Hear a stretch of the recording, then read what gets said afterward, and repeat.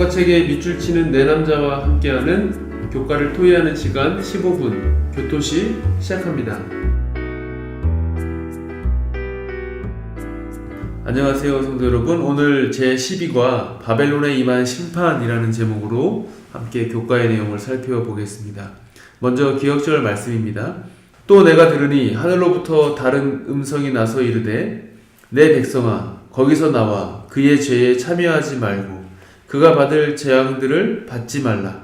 그의 죄는 하늘에 사무쳤으며 하나님은 그의 불의한 일을 기억하신지라. 계시록 18장 4절과 5절의 말씀입니다. 오늘 교과토의 함께 하실 임민호 목사님, 조희연 목사님, 윤우수 목사님 자리에 함께 하셨습니다. 안녕하세요. 안녕하세요. 예, 반갑습니다. 이제 교과의 막바지에 다다랐는데요. 이제 이번 주는 계시록 17장, 18장의 내용을 바탕으로 함께 내용을 살펴보겠습니다. 우리 목사님들 포장이나 겉모습에 현혹되어서 구입했다가 실망했던 경험 혹시 있을까요? 즐겨 먹지는 않지만 예. 과자가 요즘 그렇게 사람들에게 그렇죠. 이슈가 되잖아요. 예. 과자를 사는 게 아니라 예. 질소를 샀는데 그 안에 과자가 있었다. 뭐 이런 식으로 예. 표현을 하는데 맞아요. 질소 과자라고 할 정도로 요즘 과대 포장이 참 많은 예, 거예요. 뭐 그런 것뿐만 아니라 막 몇 겹씩 우리나라 과자 같은 경우에는 막 몇 겹씩 포장이 되어 있고 그렇죠. 또 뭐 있을까요? 예, 윤수 목사님. 그리고 아이들 장난감을 이제 사줄 때가 있는데요. 예. 이제 그 그림이나 이렇게 포장지를 보면은 정말 재밌어 보이고, 예. 진짜 그 견고해 보이고 그렇게 보이는데 막상 뜯어 보면은 플라스틱들이 이렇게 부실하고 예. 툭툭 부러지고 이제 예. 그래서 예. 여러 번 실망을 했었습니다. 예, 그렇죠. 계시록 17장 이렇게 쭉 나오는 존재, 그 정체도 이것과 비슷하지 않을까 생각을 해보는데요. 계시록 17장에 나오는 여인의 특징, 우리 한번 돌아가면서 한번 이야기해보면 좋겠습니다. 먼저 임민호 목사님. 네. 예. 제가 요한계시록 17장에 나온 그 여인, 그 음녀의 신원에 대해서 한번 살펴보았는데요. 크게 한 4가지 정도로 구분이 되어 있더라고요. 예.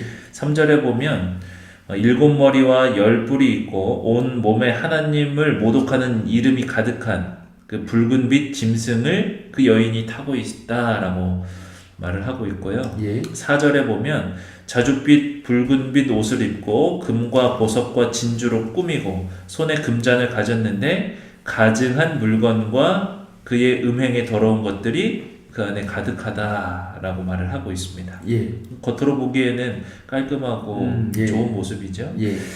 또 5절에 보면 그의 이마에 이름이 기록되어 있는데 비밀, 큰 바벨론, 땅의 음녀들과 가증한 것들의 어미다라고 이름이 기록되어 있고요. 그 다음에 6절을 보면 성도들의 피와 예수의 증인들의 피에 취하였다라고 말을 하고 있습니다. 예, 그 모습들을 보니까 겉은 참 괜찮고 멋있고 예쁘고 이런 것 같은데 또 그 속은 정말 무서운 존재가 아닌가 이런 생각을 해보는데요.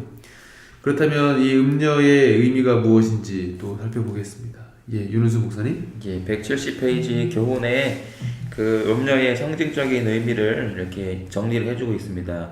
큰 음녀 바벨론은 지배적인 정치 세력들과 부정한 연합을 이루고 그의 가르침에 미혹된 대중의 지지를 등에 업은 배도한 교회를 가리킨다고 정리를 해주고 있습니다. 예, 그렇다면 이 배도한 교회, 이 교회를 상징하는 이 여인이 붉은빛 짐승을 타고 있다는 사실은 또 무슨 뜻인지 살펴볼까요? 예, 조희연 목사님. 예, 우리 교과책 172페이지 두 번째 단락에 이렇게 되어 있습니다. 음녀가 종교단체를 상징하는 반면 그 짐승은 정치 세력을 상징한다. 종교가 세속적이고 정치적인 세력을 등에 업고 있는 모습은 과거에는 그런 적이 없었으나 이제는 통합되어 있는 종교와 정치라는 두 독립체를 가리킨다라고 설명하고 있습니다. 예, 네. 임민호 목사님. 예, 이어서 보게 되면 짐승에 올라탔다는 것은 지배력을 암시한다.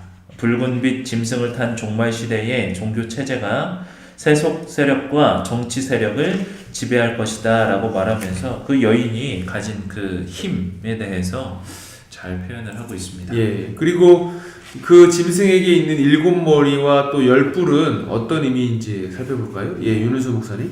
예, 176페이지 두 번째와 세 번째 단락을 함께 보시겠습니다.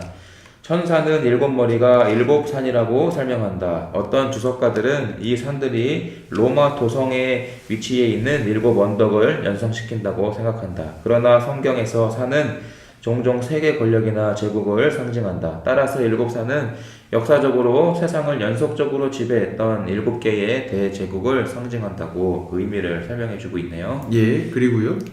예, 조희연 목사님. 176페이지 교훈에 보면 또 일곱 머리에 대해서 또 설명하고 있는데요.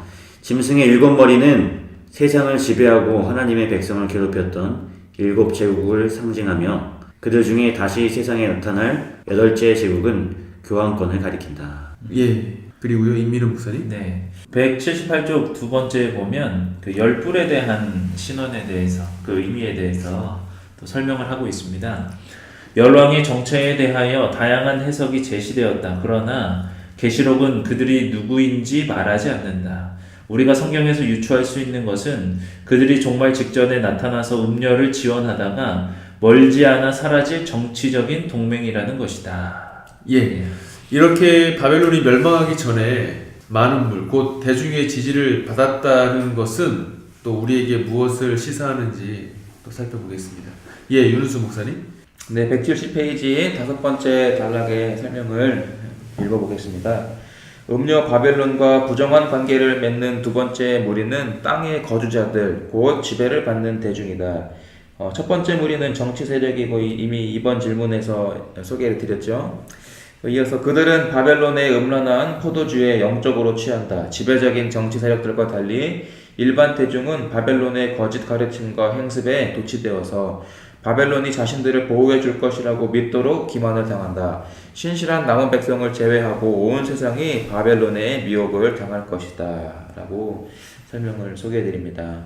예, 지난주부터 이렇게 쭉 살펴보지만 어쨌든 저희들이 마지막 최후의 순간까지 이런 사탄의 세력에 미혹당하지 않도록 저희들이 그 어느 때보다도 말씀 위에 서는 것 가장 필요한 것이 아닌가. 그리고 우리가 하나하나 행동하고 말할 때마다 하나님께 기도하고 그분의 뜻을 성령의 인도하심을 따라가는 것이 그 어느 때보다도 가장 필요한 것이 아닌가 생각을 해보게 됩니다. 그래서 저희들이 이 마지막 시대에 하나님께서 예수님께서 승리하신다라는 그 약속을 끝까지 믿고 우리가 그리스도 안에서 하나로 연합하는 것 우리에게 꼭 필요하지 않을까 생각을 하면서 오늘 교과의 내용을 좀 마무리할 텐데요. 임민호 목사님께서 다시 한번 오늘 교과의 내용을 정리해 주시겠습니다.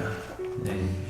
오늘 제12가 바벨론에 임한 심판의 내용으로 우리들이 살펴봤는데요.